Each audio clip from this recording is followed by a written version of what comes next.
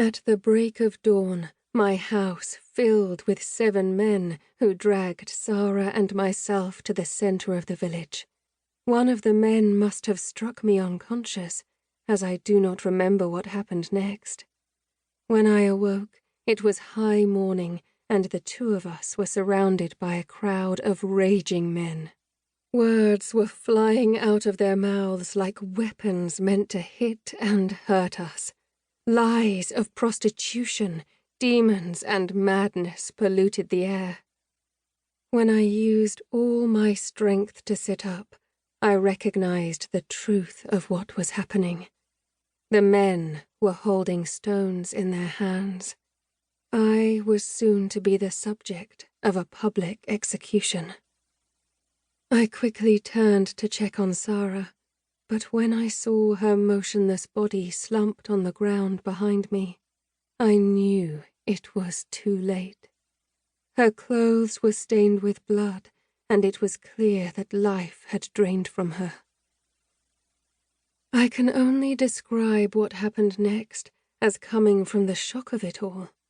But suddenly, a wail stirred deep within the pit of my stomach and then came thundering out through my throat. It was as if I had no control of it, as it possessed and devoured my entire body.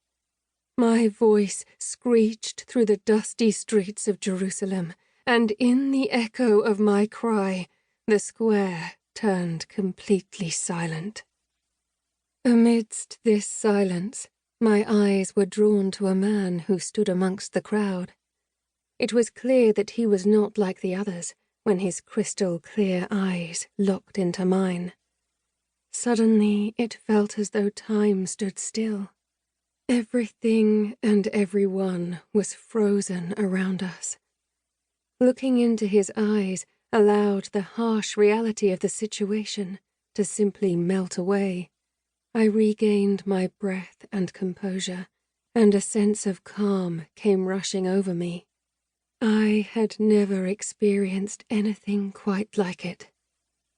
His gaze did not stray from mine as he slowly made his way to the center of the circle.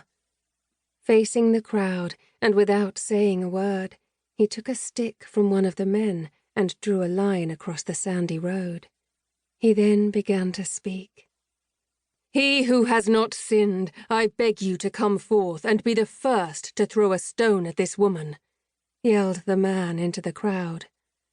"Hear my words and act wisely," he continued, "as only those who have not sinned have the right to come forth and cast their stones." At that moment, the man knelt and bowed his head, as though he waited for the first stone to strike me. I closed my eyes, clasping my hands together, and I waited with him. At first, there was silence, but it was soon broken by the sound of rocks hitting the dusty ground.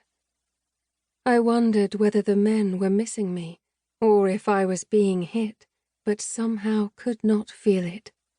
When I gradually gained the courage to open my eyes, I discovered that the men were walking away. The sounds I could hear were from each and every one of them dropping their rocks to the ground as they left the square. Before me remained the man, head bowed to the ground, still and silent. When the square was finally empty, aside from my aunties and the sisters of Sarah, who rushed to her side and cradled her body before taking her away, the man stood and approached me slowly. He stretched out his hand and beckoned me to rise. Shakily, I grasped his fingers and rose to my feet, in disbelief of what had just happened before us.